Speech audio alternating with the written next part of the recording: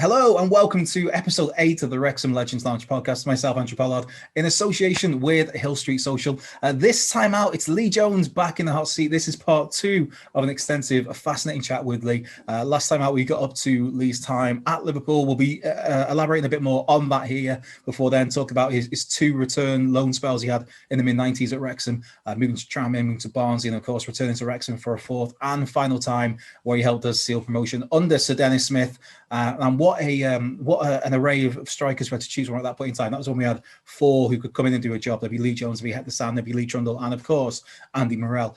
4 great forwards, 4 players with all the different attributes that brought so much to the team and that side and that squad, and hence we got promoted. But yeah, we'll be talking about all of that goal away against Shrewsbury to effectively seal promotion that season. But we're talking after Lee's playing career, we'll be talking about his move into the coaching side of the game, where he's currently working now at Burnley as a scout, also involved in Flint Town. And yeah, it's time at the Glendale Football Academy as well. Just so many things to cover. The first part was great. This part is just as good, if not better. There are fan questions for Lee as well as him picking his own personal Wrexham 11 from his time involved at the football club. Now, of course, it's, like I said, this is somebody who's had 4 spells there, starting from the early 90s right the way through to the early 2000s. So it's a hell of a lineup Lee puts together from a hell of a selection of players, should we say. So without any further ado, this is part 2. Be sure to like, retweet, subscribe, comment, whatever, leave a review, whatever you're watching or listening to this on. Find us at Wrexham Legends on all your usual podcast platforms, your Spotify, your iTunes, your TuneIn, your Stitching, wherever you find your podcasts, or of course, Wrexham Legends on YouTube. Thanks for watching, thanks for listening, and here's part 2. Speak their names with pride forever, marching with a mighty army, Wrexham. Yeah. When you're at that point, though, when you're getting hammered every day and you're not enjoying it, how much of a relief is it then when, I guess it'd be Crewe would be the first team you go on loan to, but how much of a relief was it to go out on loan? It wasn't. Oh. and again, you know, and said it loads of times. So Graham Souness, when he signed me, Graham Souness was in charge of us for 2.5 years and spoke to me twice. Wow. Now spoke to me twice as in I signed and he spoke to me and he said, listen, you've got a lot of hard work in front of you. You need to get to these levels, blah, blah, blah, blah, blah. And apart from that, to the day before that I went along to Crewe, which was probably 2 years after I'd been there, he never spoke to me. And you'll think that's a bit of an exaggeration. I would walk past him in the corridor and you wouldn't even get a hello. That was, if you went in, and this was the standard of, and this was how it was at Liverpool. If you went in the first 11 or the 2 subs, you would cast aside. People didn't want to speak to you. Only when you come into the fold of the first team that it got a little bit sort of, you know, you could have a bit of a relationship with Graham Souness, if you like, in terms of what he needed from you and stuff like that. And that occasion that you're talking about going on loan to Crewe. So on the Friday, I'd scored a few goals with reserves, and on the Friday, Graham Souness called me in the office and he said, sit down. He said, just let you know you're going on loan to Crewe. And I said, to be honest, Gaff, I don't want to go. And he just stared at me. And I was like, oh shit, what have I done? He went, I ain't asking you.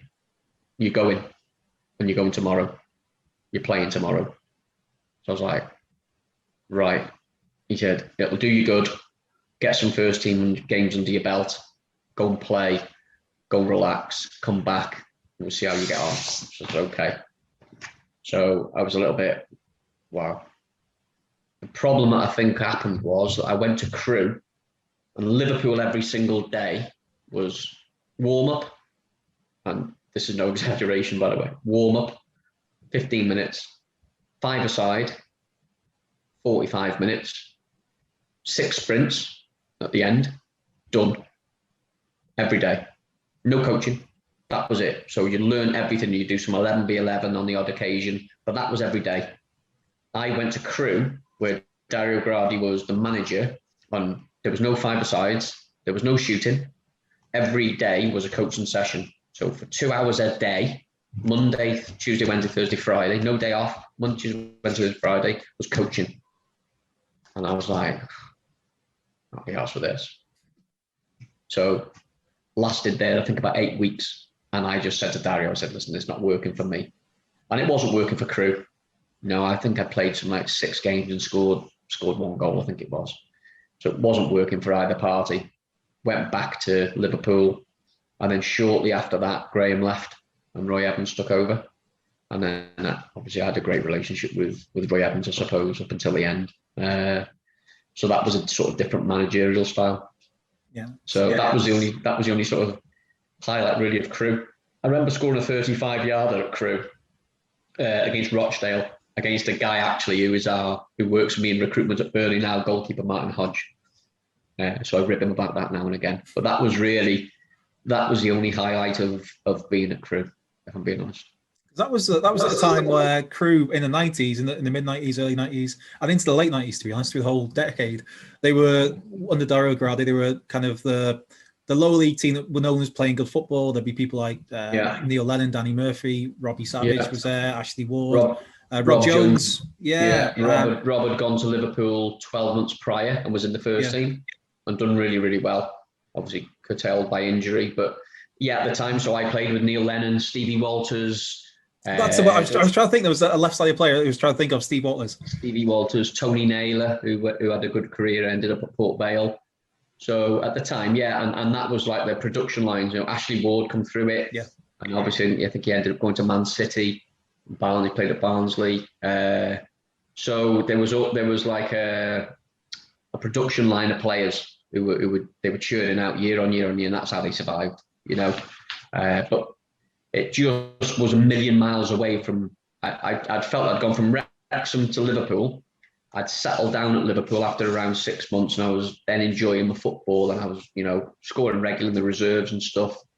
I'd been in and out of a few first team squads, and then all of a sudden, just to be sort of cast, I felt like I was cast aside, if you like, at Crewe, because I thought to myself, well, if I'm going to go on loan to a club, I need to go on loan to a club where I'm going to be playing. Whereas it was just a case of, well, if you play, you play. If you don't, you don't.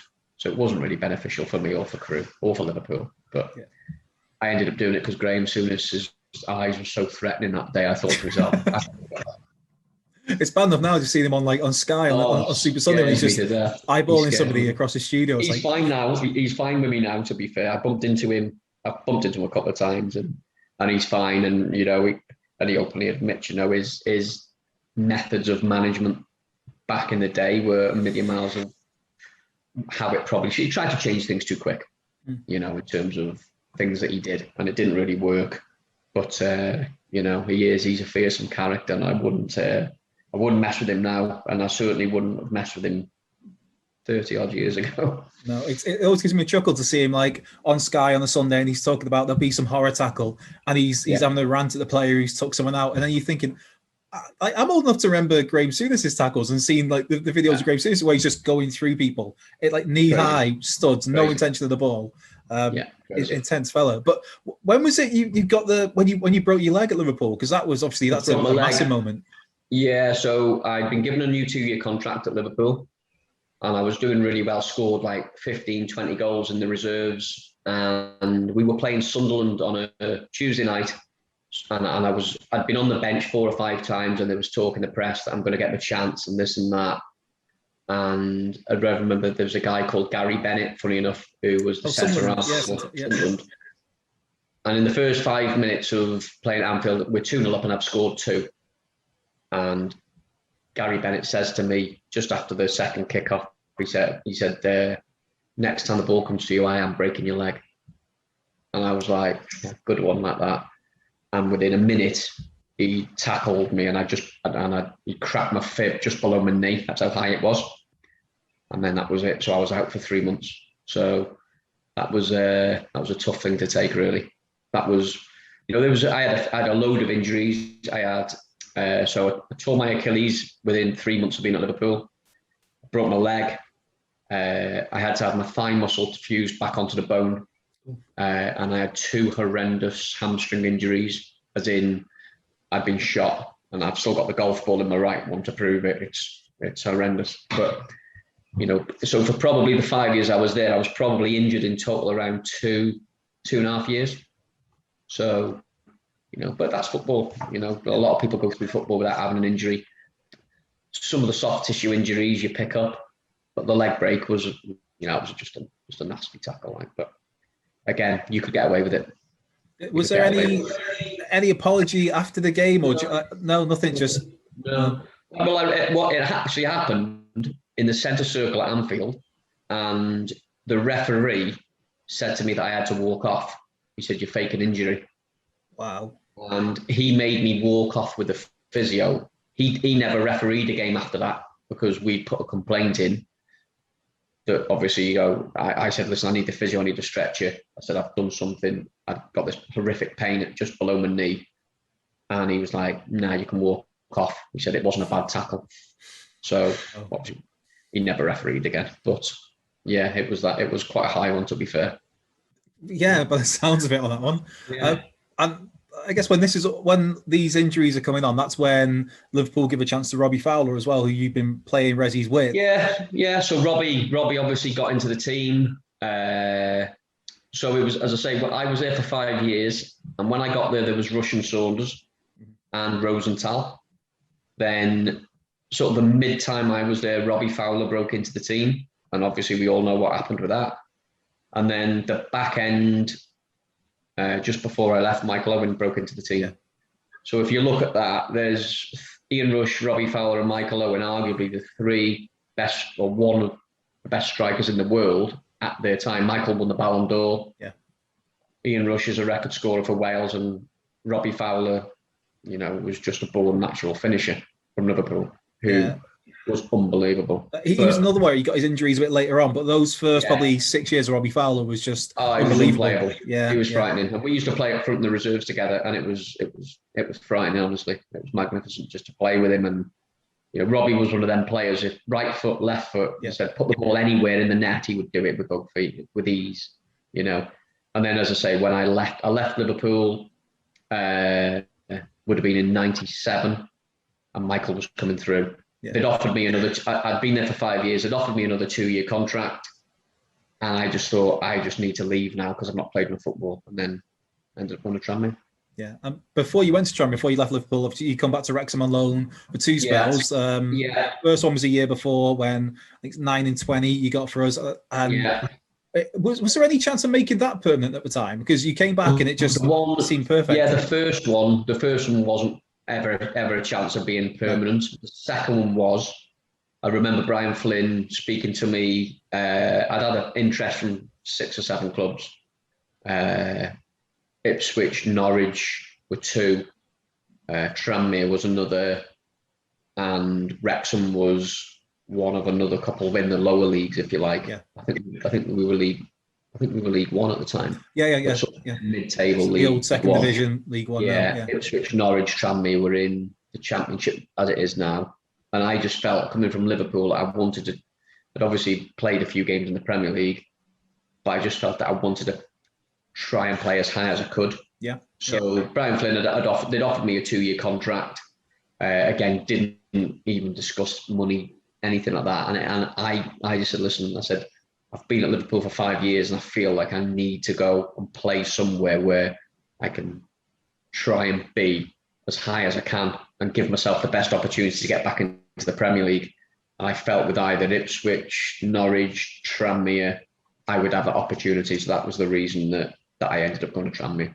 But there was an opportunity. Yeah, well, that was Tranmere at the time when, I mean, it feels strange to say it now. I guess in a way it's strange to say that this is a Wrexham who were maybe looking at the Championship. That was a Tranmere who were in what's a Championship, looking to get to the Premier League when they'd have, I guess, Ian Moore would be up front. I think Pat Nevin might have still been there. Pat Nevin, Gary Stevens we had. Aldo was obviously there, the manager. And then when I'd signed there, they were 8th in the Championship as it is now, or League 1. And I'd gone in there for the last 8 games, I think it was. And we just missed out on the playoffs by a point. I think Port Vale sneaked in above us for a point on the last day. So that was disappointing. But as I say, going back to it, I just felt that was my best chance of maybe playing in the Premier League again. I had opportunities to go abroad when I left Liverpool. I had opportunities from Holland, from Belgium, Germany. But I just felt that at the time that I needed to be playing in a team where I had the best opportunity to be back in the Premier League, because obviously in '92 when the Premier League started, it was already up and running then for 5 years, and foreign players, if you like, were already trying to get into the league because they knew it was going to be the best league. And I thought to myself, well, why do I want to go abroad when the best league is here? So that was the reason I chose to stay, and then obviously ended up with 3 years at Tranmere. Yeah, and during that time, that was when we'd have because it was 94, 95, you come in on loan and play, I think it was the 20 games, then it was that brief spell the year after. And it was that year after 96, 97 where we had the FA Cup run, missed out on the playoffs on 4 points. The year after we missed out on the playoffs on goal difference, which still pains me to this day. But because obviously a lot of the lads that were there then were lads that you had come through with and with your mates. Was there ever that like envious look of like, obviously you want to play as high as you can, but just thinking like, especially the FA Cup run, it's like, oh, I'd like to have. Well, the FA Cup run, I was at the club for the FA Cup run, and I remember, but I couldn't play in it for some reason. And I remember going to Birmingham, St Andrews, when we beat Birmingham 3-1, and I remember being in the change rooms with Joey before the game. So Joey drove me there, and I remember sitting in the change rooms an hour and a half before the game, thinking, oh, God, I would just wish I was playing. So I was very envious. And then obviously when you come out, and I was in the dugout, and I'm looking at our fans behind the goal, and I'm just thinking, oh, if we win today, it's going to go absolutely mental. And obviously we did. So there was a little bit of envy, definitely, because it's my hometown club, you know. I went to watch Wrexham last night, and I'm still thinking to myself, oh, I'd love just to be pulling the shirt on, even though there's no fans in the stadium, because it gives me a buzz to think that I used to play there. So to be stood at St Andrews thinking, well, we've got a chance of getting into the quarterfinal of the FA Cup, it was massive. So still my favorite, probably my favorite Wrexham game. That just goosebumps to this day. What an away day. Well, young me. Well, it was just it was that whole one of the first away games I think I've been to. It might have been maybe my fourth or fifth, third, something like that, and it was just to go against this Birmingham team that were again championship, full of Steve Bruce, Anders Limpar, Ian Bennett in net, Paul Devlin, all these players, and what a game. But away from like the club football, you obviously got a couple of Wales caps around this time as well. How was that to be in and around the squad? Because that'd be Bobby Gould as manager then. Bobby Gould, which was he was a bit eccentric, Bobby. I think he put himself on for one game. Gaz Owen talked about that, but there was some friendly where he brought himself on for 15 minutes. I think it was in Cardiff. I think I may have been on the bench. I can't even remember. But he was he put himself on. But he was a little bit eccentric. I mean, the 2 games I was involved in. Well, I was involved in 5 or 6 on the bench. The 2 games I got on was Scotland away in the summer, 97, 98, I think it was, when we beat Scotland 1-0 at Kilmarnock's ground. Came on for the last 10 minutes, hit the post as well. Gutted I was, I hit the post. And then I came on for Dean Saunders in Turkey at Galatasaray Stadium when we got beat 6-4 in I think it was a European Cup qualifier or a World Cup qualifier. So they were my two caps. And as I say, I was on the bench for probably 6 or 7 other games, but never really, didn't really get the chance of playing again. But at the time, Rush, Saunders, Mark Hughes, they're the 3 centre forwards. And John Hartson, I come through the 21s with John Hartson, who obviously went on to have a fantastic career. And then Hart sort of made his way in. So it was never realistic that I was going to displace Hughes, Rush, or Saunders, if you like. So I always knew that whenever I went to a squad, I was going to be a bit part player. And that's what I was, but I got 2 caps for it. I've got 2 more than many people could ever say. So it's good. Yeah, and it'd be after Tranmere, it'd be Barnsley, and then you'd come back for the end of the 01-02 season back at Wrexham. I was 2 years into a 3-year contract at Barnsley. Yeah, and the manager, we had 2 managers, so Dave Bassett took me there and left after about 6 months, and Harry left. Nigel Spackman took over and was there for around 8 or 9 months. And then a guy called Steve Parkin came in, And from the day one, Steve Parkin said to me, he said, "You're not going to play for me." I hadn't even played a game. Yeah, I hadn't even had a training session. And he called me and he said, "You're not going to play for me." He said, "So if you want to look for another club, that's fine." I said, "Well, I've got, what did I have left? 20 months left of a 3-year contract." He said, "Well, you're not going to play." And to be fair, he made my life hell, you know. So he would phone me up and he would say, "Right, Lee, we're training in the morning on a Sunday morning." So I'd drive to Barnsley. I had a flat in Barnsley at the time as well. But I'd drive to Barnsley on a Sunday morning, get there at 9 o'clock, 2 hours over there, get there at 9 o'clock, not a soul there. So I'd phone the manager up and I'd say, "Gaffer," I said, "I've turned up for training. There's no," "Oh, sorry, son, I forgot to tell you it's off. Wow. See you tomorrow." Put the phone down. And he'd do loads of little things like that. You know, it was horrendous. And I went in to see him and I said, "Listen," I said, "you can do whatever you want to me in terms of get me here for training." I said, "I will always turn up for training." I said, "I'm a good professional footballer and I'll do whatever you tell me to do. So if you tell me to come here tonight at 9 o'clock, I'll come. Doesn't bother me." And I said, "And you think that you're putting me out by making me drive over for 2 hours?" He was like, "Well, like this." I said, "I've got a flat 5 minutes from here." He didn't know. I said, "So I stay in the flat." I said, "So it's a 5-minute journey." I said, "So if you want me to keep coming to the training ground, that's fine. 5 minutes away." And he was like, "Right, okay." About 2 or 3 days after, I get a call into his office. He said, "Listen," he said, "I want to apologise for the way that we've treated you." I said, "Listen," I said, "I'm not a kid, 17-year-old kid who's naive and never been around the block." I said, "I've played at bigger and better clubs than here." I said, "But don't treat me like a kid." And he said, "Listen, I realise," he said, "I've made a mistake." He said, "You've been a great pro while you've been here. You've done everything that I've asked." He said, "Wrexham would like to take you back." So I said, "That's fine. That's fine." I said, "I've got 20 months left of my contract." I said, "So get the chairman in. We'll negotiate a figure. And if it's acceptable, I'll go." And it was. So then obviously went back to Wrexham with Dennis Smith and we had the promotion year with Dennis. Well, the year that the back end that I got there, we obviously got relegated. And then obviously the year after that we got promoted. So it was a bit of a mixed 18 months. Yeah, because your record at Barnsley it's the games you played. I think it was like thereabouts 1 in 3 you'd score. And with Tranmere as well, before that, it was a decent record. Yeah. And then you came to us when we were, on, like you said, on the cusp of getting relegated from what is now League One. League One. And there's that, because I think it was yourself, Paul, Dan Bennett, and Marius Rovda that were all basically, I guess, non-contract, where it was just playing for playing's sake. And then there's the bizarre game when we got relegated and we beat Cambridge 5-0 and you get all 5 and we get relegated on the same day. And it's just, I remember being in the cop for that one, thinking this. Well, I was gutted because he took me off with 25 minutes to go as well. I'd had a bit of a chest infection leading up to the game and I was sort of 50-50 whether I was going to play. Ended up playing and then obviously Andy Morrell set up 5 goals for me. And then I remember looking over, just not long scored my 5th.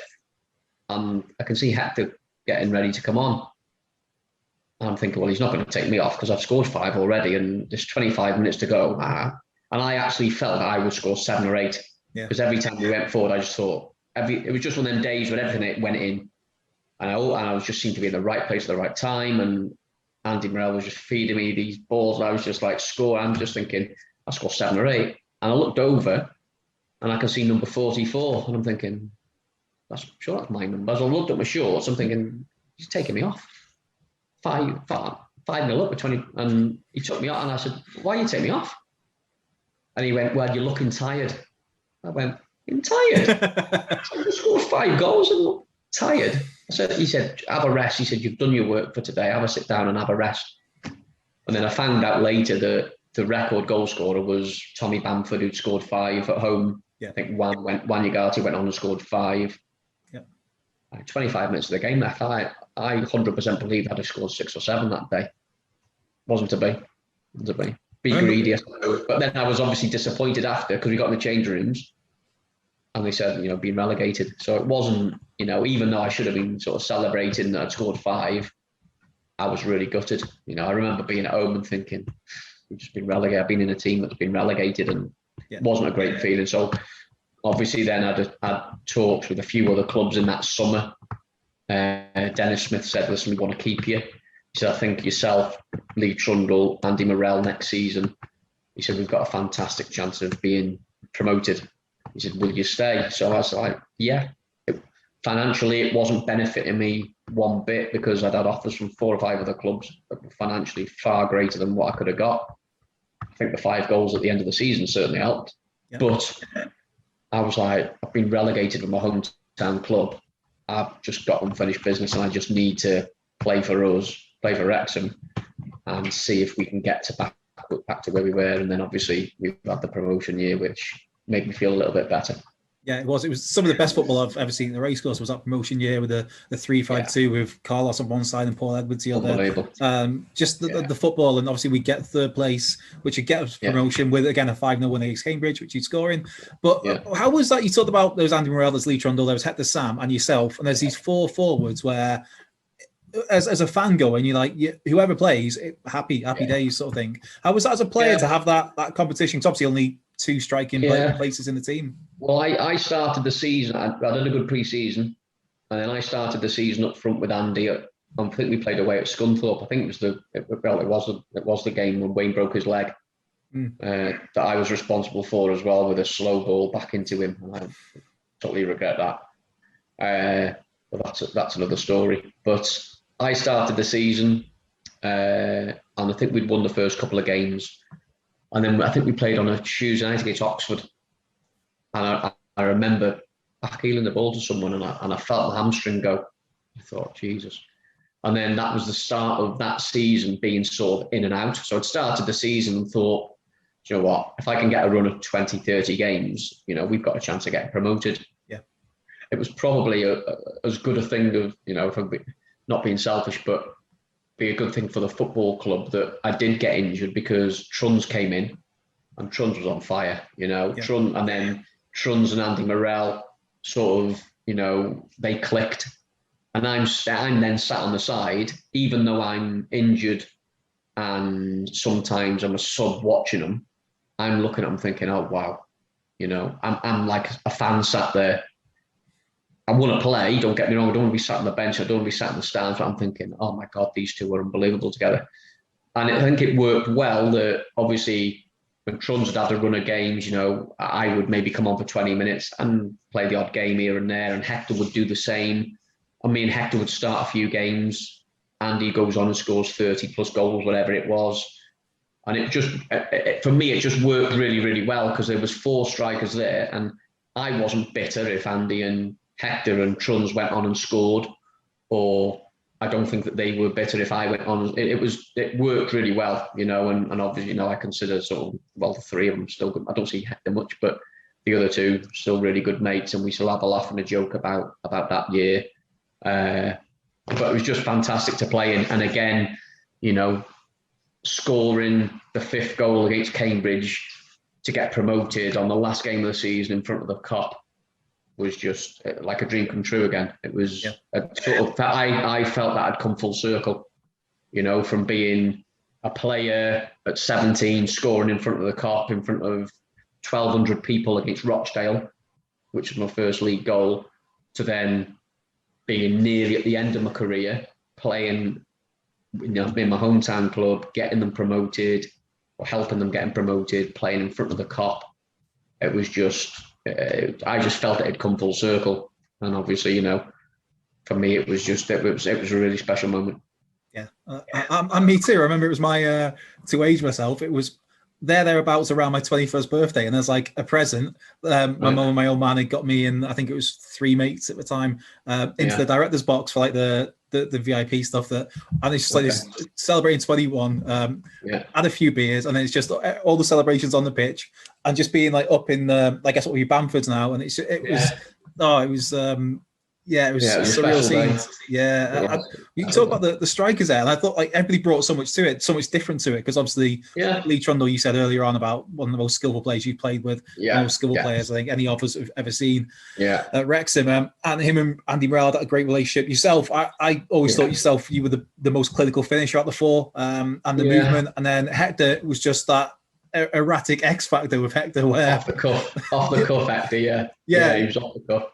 And like I said, it just worked because we all brought something different. Yeah. So if something wasn't working on the pitch, if Andy and Truns were playing and it wasn't working, they may throw me or Hector on, and it would bring something different, and vice versa. Whoever was playing, if the other two were on the bench, I think it was good for Dennis to look at the bench and think, right, I can change it by bringing him on because he can run over the top. Yeah. Or I can throw Hector on, and who knows what Hector's going to do, because I don't think he knows himself. You know, it was just one of them. And then obviously Andy Morell's work rate was, he probably worked as hard on the pitch as anyone else I've ever played with. Certainly playing up front, as I say, when we had the game against Cambridge and the 5 assists, you know, it was like people were saying, yeah, but you scored 5 goals. I said, no, hold on a minute. I said, if Andy Morell doesn't work like he works, I don't get any of them chances, you know. And I've looked back at the games and looked back at the videos and stuff like that and looked at the 5 goals, but that was Andy. And, you know, and that year, he was just basically unplayable and everything he went in. But it wasn't, people look at and go, well, he scored 35 goals. It was more, 30 plus goals, whatever it was. It was more than that. His work rate was unbelievable. You know, corners against, he'd be heading balls away. Next thing he'd be upholding the ball and bringing others into play, and then he'd go run over the top and score. You know, he scored a few penalties, whatever it was. But his desire and work rate, he's certainly up there with any of the players that I've ever played with in terms of his work rate. It was just phenomenal. It was frightening.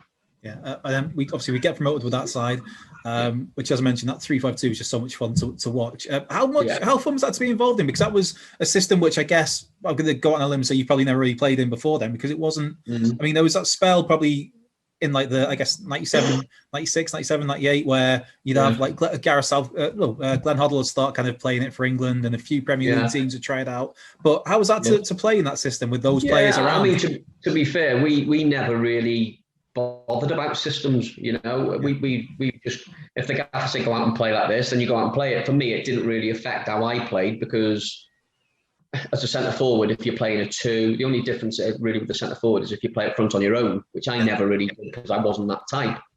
But so I always used to play up front with someone. But what you did know was that there'd certainly be balls coming into the box. So if Paul Edwards was on one side, Carlos was on the other, you knew that when they got the ball was coming in. It was never a case of, well, we'll play it back into midfield or we'll go out the other side. It was Carlos one-on-one with a fullback, get in the box. Paul Edwards one-on-one with a fullback, get in the box. So you knew as a forward, if you went in the box, you went scoring goals, because that's where it was coming. So it worked well. You know, the system worked fantastic, and credit to Dennis as well. It may not have worked as good with a 4-4-2 or 4-3-3, whatever it was, you know. A 3-5-2 certainly worked the way that we played, because we were solid at the back. We had a great midfield, and we also had players who could score goals. Yeah. And we had a decent keeper who could keep the ball out of the net. So Andy Dibble, or the keeper. It certainly helped. Yeah. So how did the departure come then from the race course? That'd be obviously your fourth spell. So basically, the second year that obviously I was there, I'd only signed a 2-year contract, and there was me, Chris Llewellyn, Hector, Chris Armstrong, and Dennis Smith called me into the office. I hadn't played as many games in the second year as I did in the first. And he said to me, listen, he said, finances are really tight. He said, and I'm only going to go with 3 strikers this year. He said, and unfortunately, you're the only striker that's out of contract. He said, Chris Llewellyn, Chris Armstrong, and Hector have all got a year left. So he said, so I'm going to have to let you go. So I was like, okay. I said, well, I feel like I've done a job that I'd been brought in to do, which was obviously get the club back promoted. Yeah. And I said, I was gutted, I remember driving out of Colliers being, not far off crying, because I was gutted and thought I'll never play for Wrexham Football Club again now, because that was the stage of my career. But, I didn't have sort of any regrets, because I knew that I'd affected the team enough in that first season that I got back there to getting promoted. So, it is what it is. I had offers to carry on playing, but I chose against playing and went down the coaching route then. Yeah, because you go to Carnarvon where you'd play, and then end up becoming joint manager, I guess, with Wayne at one point, Wayne Phillips. Yeah, so Wayne was a manager. Yeah. And he said, listen, and I wanted to carry on playing at some level. I had offers to go to York, to Carlisle, to Hibs, but I just felt at that time, I was 32, and I'd been travelling back and to Barnsley prior to going back to Wrexham. Yeah. And my eldest now, he's 21, but at the time he was 2 or 3, and I just felt I'd lost a lot of him growing up by travelling back and staying over in Barnsley and all that kind of stuff. And I didn't want to travel to Carlisle or Hibs or York. And I thought, you know what, I want to be a coach. It was something that always interested me. So I thought I'll set myself a target to be a pro license holder within 6 years or by the time I'm 40. And then what I'll do is I'll play part-time alongside it. Wayne Phillips was a manager at Carnarvon. So I went up to Carnarvon, played with Wayne for 12 months, and then we ended up at Druids. And all the time that I was doing that, I was doing my coaching badges, and then ended up with Wayne as joint manager at Druids for, I think, about 18 months while I was doing my pro license. And then I got my pro license in when I was 37. So I was about a year ahead of schedule, which is I was pleased with. So, and then obviously it was a different route then. Yeah. How have you found the whole coaching side of things, and then, well, I guess the managerial side of things as well? How's that been? Yeah, I mean, I went in with Wayne and doing the managerial stuff with Druids, and although I didn't mind the managerial stuff, I just felt that I still wanted to play, obviously, so I was sort of player manager, and Wayne was a player manager as well.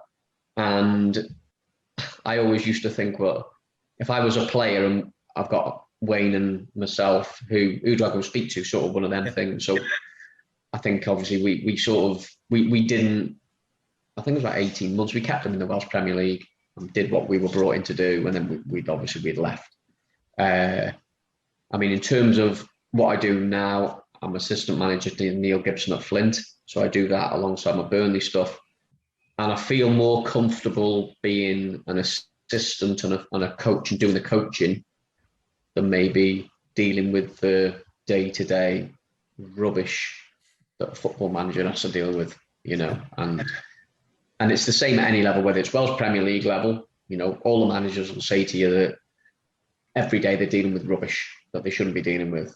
And you speak to Premier League managers at Sean Dyche's level, and I speak to Sean, and he'll say exactly the same thing. It's the same crap that they deal with, but at a different level.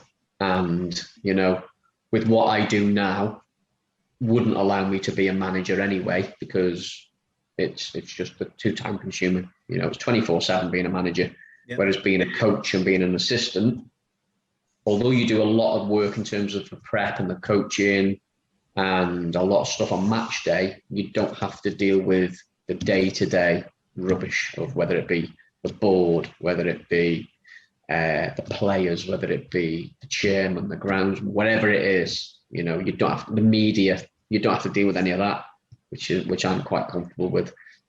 Would it stop me going into management further down the line? Probably not. If a club came in and it was the right thing to do, but I've got no burning desire to want to go down that path. If I'm being honest, coaching and recruitment with what I'm doing now, I'm totally happy with.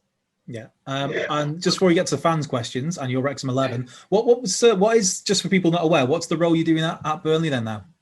So I'm a European scout. So I've been there for for 2 years now, and I'm normally based in Europe. So going to watch players in basically all over Europe up until November last year, obviously because of COVID, was the last time I went abroad. I was over in Germany on the Saturday, and then Denmark the following week. So it can take you anywhere, or anywhere in Europe. But since COVID, since we've been sort of grounded around November time, I've been mainly doing the UK stuff. So I'm actually on my way to West Ham and West Brom tonight. I was at Wrexham's game last night, West Ham tonight, and then Tranmere and Morecambe tomorrow. So covering the UK stuff at the moment. And then we've been told around sort of August, September, we're looking that we'll probably be going back abroad. So my weekends will be spent in some country somewhere other than the UK. Yeah, but not just it's good. I enjoy it. It's good because, as I say, I've been doing it for 2 years now, and I've now got knowledge of players that you'd never dream of. I've got players in Ukraine. I know players in Czech Republic. I know players in Germany. you know, in the first and the second division, whatever it might be. So if somebody says to me, listen, well, we need a centre forward who is only going to cost us 50 grand and he's got to be between the ages of 19 and 23, within 5 minutes, I'll have that information. So it's good in terms of what I'm doing now. And the level that we're at, it's quite, you know, the player that we look for Burnley is completely different, obviously, to the player that Liverpool might look for in terms of cost, in terms of profile of the player. So it's every day is different, you know. So if I'm not out watching a game, I'm watching games on Y Scout or Scout 7 or wherever it is. You know, I've watched 2 games this morning, different players. So it's good, it's varied, whereas sort of coaching is a lot more time consuming in terms of being at a football club from 9 o'clock in the morning to maybe 8, 9 o'clock at night. You know, most of my days are spent at home or at traveling to games and then, you know, coming back and doing reports. So it's good, it's varied. It's a little bit different. Well, it is a lot different to coaching, but something I really enjoy. You know, I did the recruitment at Tranmere for a spell, and then I went into Swansea and did 2 years or 18 months of recruitment for their academy. So then I've obviously gone from a sort of an academy level, looking at under 23s now up into the first team. So it's good, enjoy it. Yeah, sounds great. Sounds fascinating, to be honest. Yeah, it's okay. It's okay. Yeah. Right. The travel can be a bit of a pain, but it's okay now and again. Yeah. Let's get us wrapped up with some fans' questions and then your Wrexham 11. Yeah. The first question is something that I purposely avoided during the rest of this chat because I knew this question was coming in from Quadrophenia on Red Passion, who asked, how did it feel scoring that injury time winner at Gay Meadow in 2003? One of the greatest Wrexham goals, I'm going to say, of my lifetime. It wasn't like a 30-yard screamer, but just for the context of it all. Yeah, to be honest, it was fantastic and fantastic and strange because my dad was from Shrewsbury. I mean, he's from Shrewsbury. Right. But obviously he's lived in Wrexham all his life and he's got family over in Shrewsbury. And there was a couple of my family from Wrexham and a couple of his family from Shrewsbury watching the game, obviously at different ends. And then before the game, the Gaffers named the team. I was disappointed. I was a bit pissed off, if I'm being honest. I'm allowed to say that. That I wasn't playing, that I wasn't starting. Because I felt that I'd done all right in the games leading up to it, whether I'd come on or so I was a little bit peed off with it. But then with about 15 minutes to go, Dennis Smith says to me, he said, listen, he said, we're 1 each, go on, I need you to go and score the winner. So I was like, right, fine, okay. That's that simple. Yeah, and it was very similar to what Brian Flynn said to me at West Ham. He said, I need you to go on and score a goal. And obviously it worked out. It doesn't always work out like that, and then obviously I think it was Craig Morgan's played the ball over the top. And all I remember is, because the linesman was, as I've made my run over the top, I remember the linesman was right in front of me. And just as I've made the run, I'm thinking, is he putting his flag up? And he didn't. And as soon as he didn't, I knew that then I'm away. But even when I took my first touch, I thought, I've scored. Even before I'd got anywhere near, I think Mark Cartwright was in goal. It was, yeah, it's Mark Cartwright. Yeah. And even before I got into the 18-yard box, I knew I'd scored. It was just, that was the belief I had. And then obviously I've put it in the corner and it was just, I could just remember, because it was like Shrewsbury had these like the black fence around the back of the goal. And I could just remember faces and arms and legs and everything pressed up. And it was just amazing. But knowing that we were that much closer then to getting promoted made it even. I think for some reason I've run in the corner flag and I've took the corner flag out. Yeah. And I think I've tried to throw the corner flag into the stand. Someone's as I've gone to throw it, because it's probably a good job I did, because I've probably killed someone. Someone's grabbed me, and the corner flags ended up on the floor, wherever it was. But why I did that, I just don't know. It's just probably the elation of the moment, really. But as I say, it was a good feeling. Don't think my dad's family were that happy, like, but it doesn't matter. It doesn't matter. It was just that moment where you said from Craig Morgan, the ball through the top, and you realise that because their defence, there was just that massive gap down the left, down our right hand side, their left side, where I don't know where the fullback had gone. The centre half wasn't getting across, and it was just he was claiming offside, I think. And as I say, I knew I wasn't offside because I bent my run in front of the defender. Yeah. And as I've gone past him, I've looked at the lines and I'm thinking, is he putting his flag up? And then when he didn't, because I was already sort of running forward, when I've actually took my first touch, I knew I'd scored. It was just a really weird feeling. I just thought, I can't miss. It was almost like I was just running it into an empty net. But and then obviously, you know, with the scenes and stuff, and I think it was one of the last minutes as well. Like 80-something minute, whatever it was. But yeah, it was brilliant. And it kind of put us to that one step further, to near enough cementing promotion, and I'm sure it pretty much relegated them. And it was just like we were talking about before about how the four strikers at that time offered something different. I remember me and my mates coming out of that game happy as pig in muck, should we say, and just all of us saying, like, of all the people to have had that chance, you're the one that we wanted to have had that chance, because I said, to me, it was the best finish at the club, and I'm getting giddy thinking about it. Yeah, that's brilliant. Yeah, right, next up, we got English Red on Red Passion. After you hit, and again, going back to another one of your goals, the West Ham goal, after you hit the shot against West Ham, were you worried it was drifting wide? Because it's that kind of second of like, how did he get that? Where's it going? Yeah, like I said to you before, when I was running through, obviously Gaz been a great ball, took a touch, and my first touch has set me up ready to slide it past the keeper. And again, you're not making excuses, but pitches back in them days, it was shocking. So, you know, it was bouncy, it was bobbly. But I think that if I'd have hit it well, I wouldn't have scored. And I look back at it now and think, I've actually, when he's dived, because as his arm's done that, I've scuffed it. If I'd have hit it well, I think I hit his arm.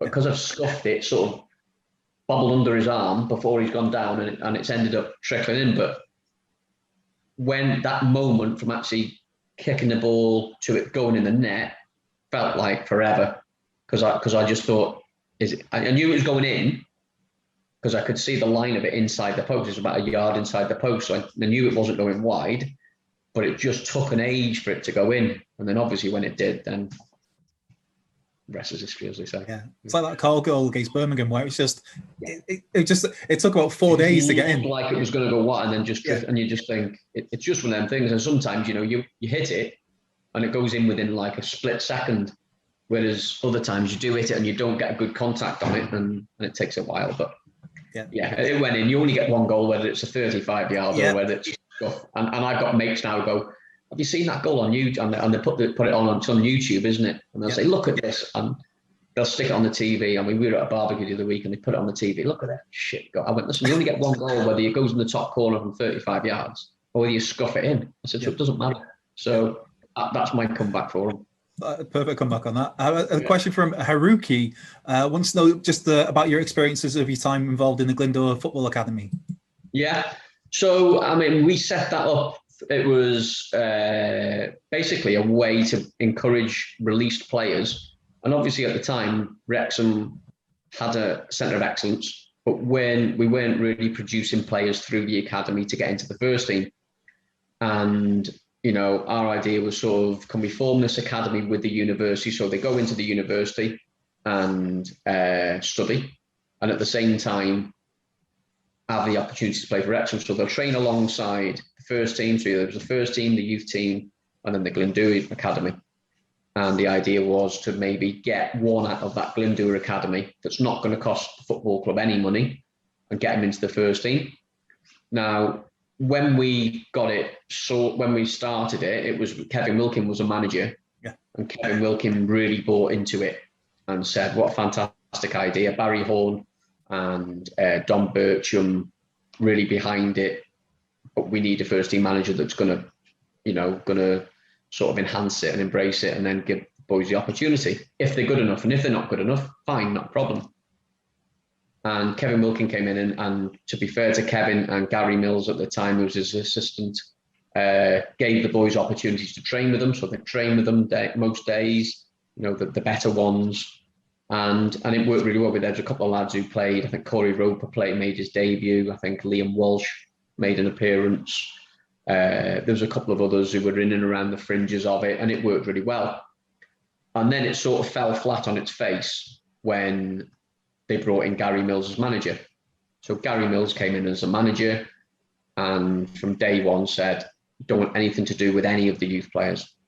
Now that's not just the Glyndŵr Academy, that's the lads who've been here for 10, 12 years from the under-9s. And I sat in a room with him and he said, see all that on that board there, which was the list of all the academy players, the under 9s, the 16s and the 18s. He went, they're no good to me. Don't need any of them. Waste of time.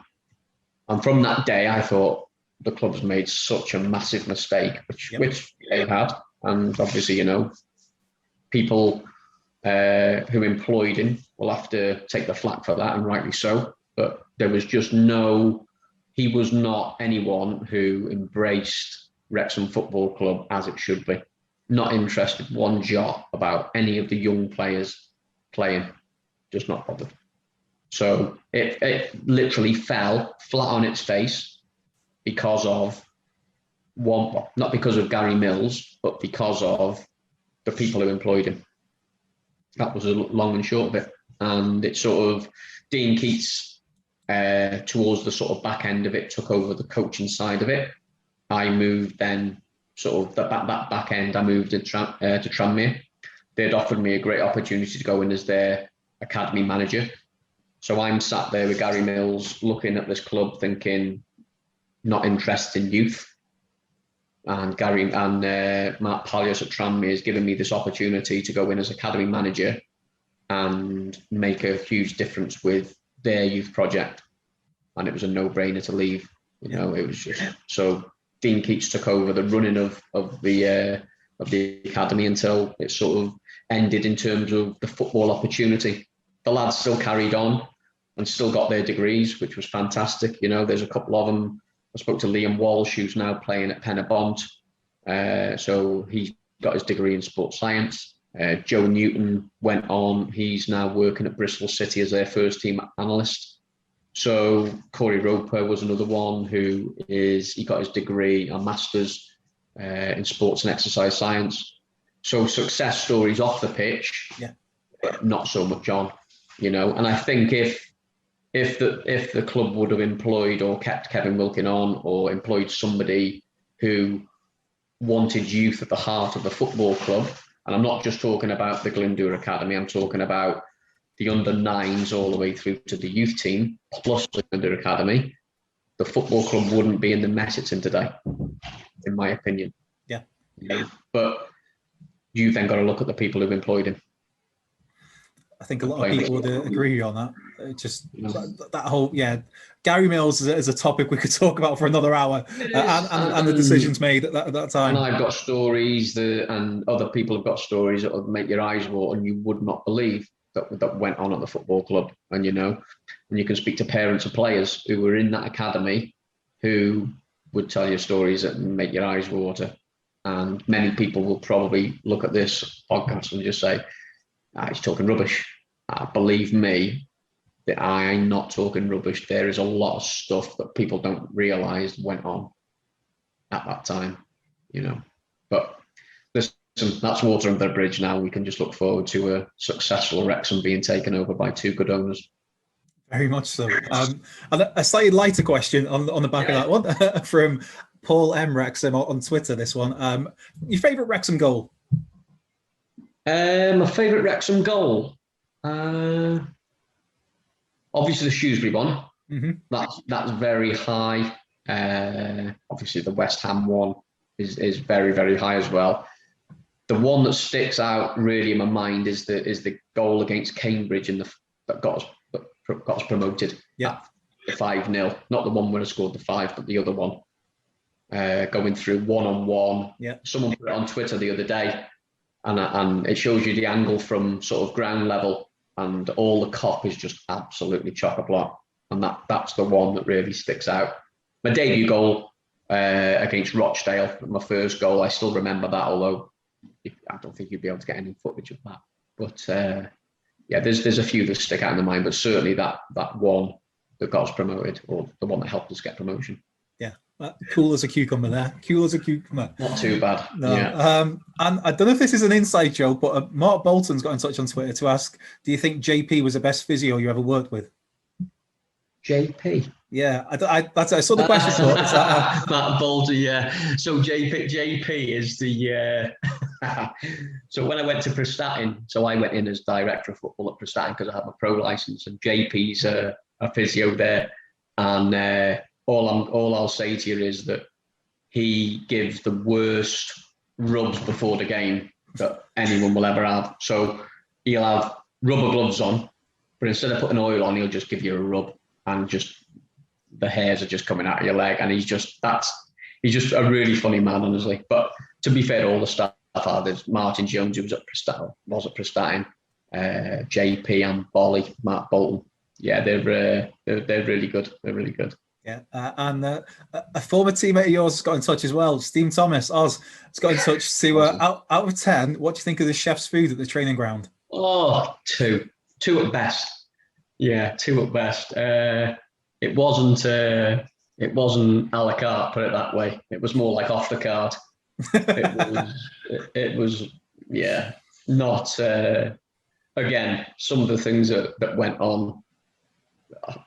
Honestly, it's crazy. I could tell you, So we'd come in after training, and the chef at the time, he would be making mashed potato and stuff like that, and it'd be in a bowl and all this kind of stuff. But he'd be mashing it with his hands. So he'd have the gloves on and he'd be mashing it with his hands. But then the potato would fall out and go on the floor, and I'd be looking at it and thinking, "You've put that in the bin." Yep. Nah. Scoop the mashed potato and put it back in the bowl and start mixing it again. And then all the lads would come in from training, and I'd be like, "Don't have the mashed potato.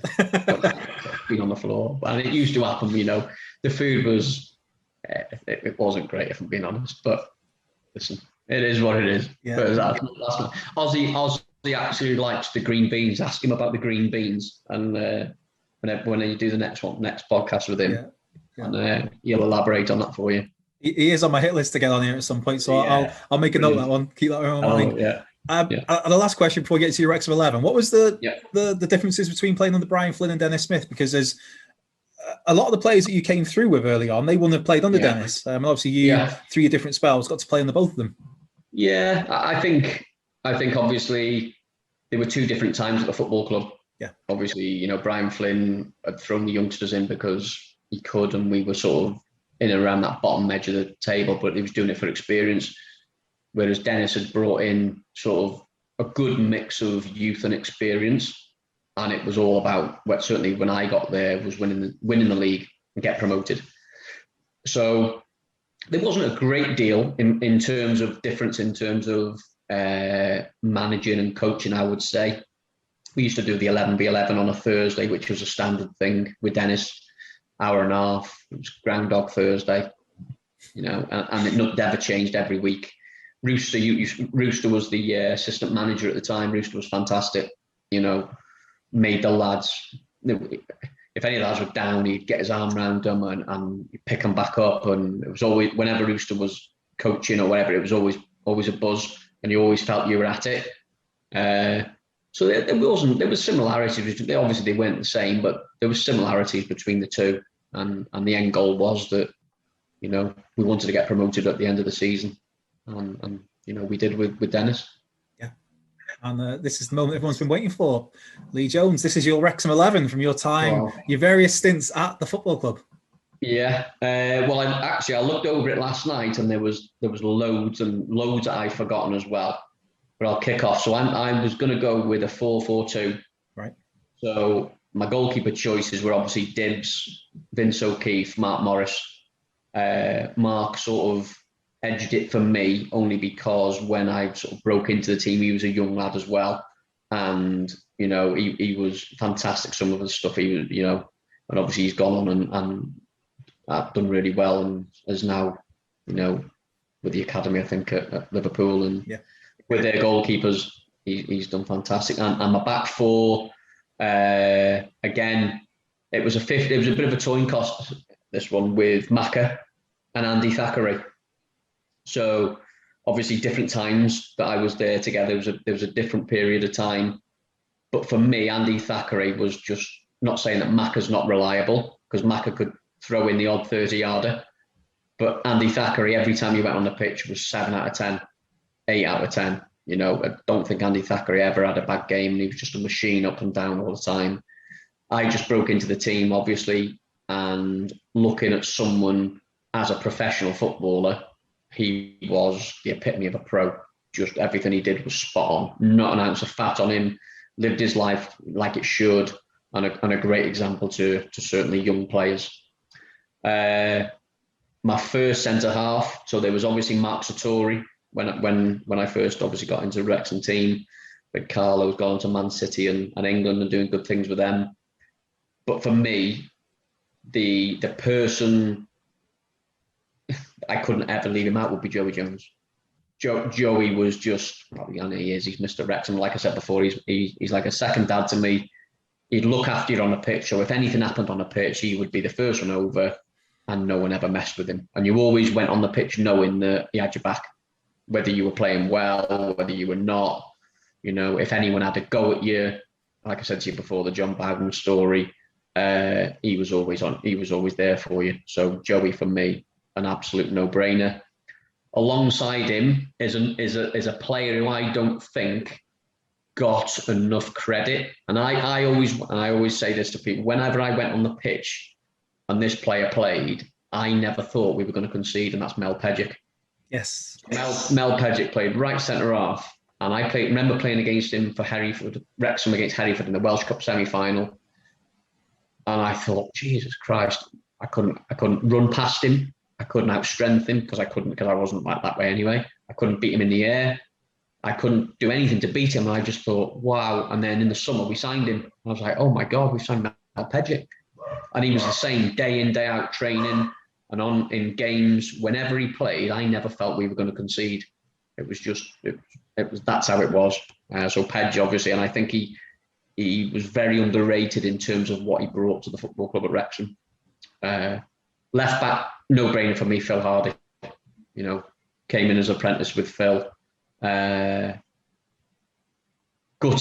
Personally gutted that he never got that move to a bigger club. And there's obviously, when we talked about the Liverpool thing, there was Graham Souness was there to watch Phil. I had a particularly good game and ended up moving, and I said to you before about being in the right place at the right time. But Phil was fantastic, you know, and I certainly think, certainly for the last 20, 30 years, whatever it is, he's been the best left back at the football club by country mile. And, you know, for me, unbelievable. My two centre midfielders, and that was a really tough one because there was the likes of Jim Whitley, Mickey Thomas, Wayne Phillips, Scott Green when he came on loan, unbelievable. But for me, Gaz Owen is, you know, and always will be, for me, one of the best players to ever wear a Wrexham shirt. You know, good mate of mine. Can't speak highly enough of him as a person, but as a player, unbelievable. Energy. And again, gutted that he never went on and played probably as high as I think he could. I think he could have been a top player, Gaz, comfortably. Alongside him, Darren Ferguson. So Fergie played captain of our promotion-winning team. Whenever he played, again, whenever he picked the ball up, if I'm playing alongside him, I know wherever I am on the pitch, he'll find me. Just one of them players. I didn't even have to look at him, but I just knew where to run. Almost sort of telepathic at times. I'd know where to run, and next thing the ball would be in front of me. And I'd be like, how's he got that ball to me? But it was just one of them sort of relationships on the pitch. And I had that with probably 2 or 3 people throughout my career. Kenny Irons was another one at Tranmere. But Darren Ferguson was the one, whenever I played for Wrexham, I thought, if he picks a ball up and I run over the top, I'm going to score.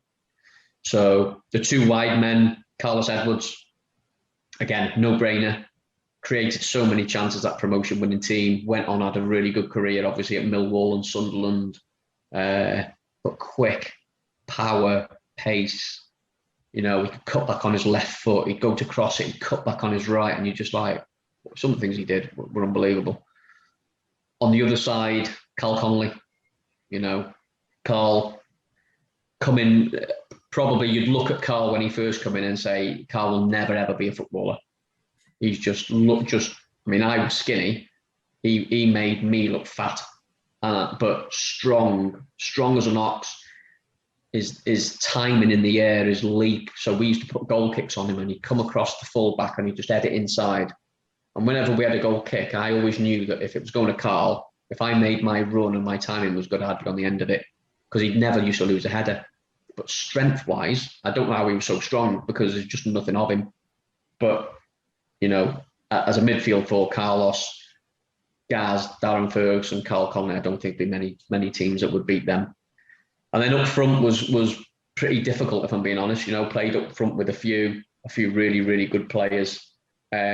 Stevie Watkin, you know, Steve was probably the most unselfish player that I've ever seen. You know, we used to play up front with Gary Bennett. I wasn't there with Benno, but Stevie created so many goals. You know, Benno scored 40 plus goals that year. Stevie Watkin must have had 30 assists. He just did so much work that people didn't see. It was just unbelievable. But Stevie just missed out. And the two that I've gone for, which probably, I don't think anyone could probably argue with me, the times that I've been there, is Truns and Andy Morrell. You know, Truns just did things with the football that you just looked and went. And I obviously, I've played at the top level at Liverpool. I've been away with Wales no end of times. That no one can do stuff like Lee Trundle in terms of manipulate the ball in tight areas. Obviously, Truns got his move to Bristol City. Played at that level. I think if Truns had been half a yard quicker, would have comfortably played in the Premier League for years and years and years. It was just always that little bit of doubt that whether he would step up because of his lack of a yard. But back to goal, wow, just frightening. And Andy Morrell, as I say, I've never worked with anyone or never played with anyone who's worked as hard as Andy Morrell in a game of football. And, you know, obviously we mentioned it before, the 5 goals that I scored, he had 5 assists that day. But I've watched the game back maybe 2 or 3 times over the last couple of years. His work rate in the game is just stupid. It's just unbelievable. But he was like that every week. And obviously he got his rewards that season. I think he obviously got his move to Coventry on the back of that. You know, he'd been to Blackpool as well. But I think if you look at that as a team, any team's beating that, to be fair.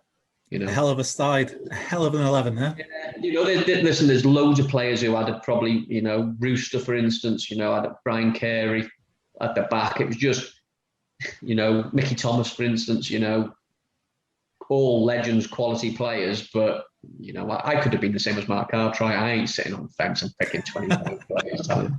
You know, I'm going to pick my 11 and stick with it. You know, there's going to be people disappointed that they're not in it, but I've just been fortunate enough to play with and alongside so many, you know, really, really good players. And it was a privilege to play amongst, you know, alongside every one of them. Brilliant. Well, a brilliant way to wrap things up there, Lee. Thanks so much for joining us. It's been a long one. This might end up being another 2-parter. I thought Gaz Owen was the only one that's going to do that, but who knows? But no, it's massively appreciated, mate. It's been no worries at all. My pleasure. Really, really fun. That yeah. But yeah, well, I don't know how to end after that 11. That's I think that might be the best 11 we've had so far, just in terms of.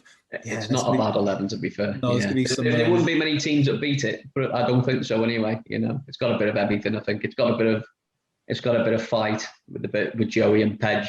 Yeah, you know, it's got a bit of. And Fergie as well.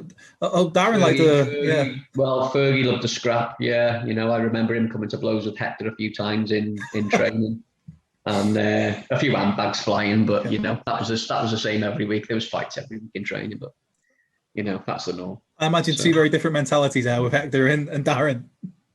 Hector very laid back, and Darren, as you can expecting a little bit more of Hector, and Hector saying, well, I just want to do what I want to do, and that's not really allowing him to do it, should we say.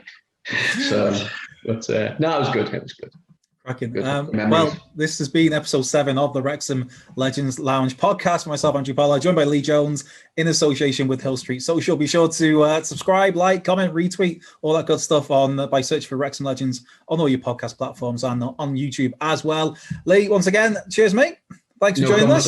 And we'll see you soon. Finds at the Hill Street. Yes, very much so, mate. As soon as there's a chance to get there, we can have a few cold ones. Superb. Top man. Brilliant, mate. Top man. Wrexham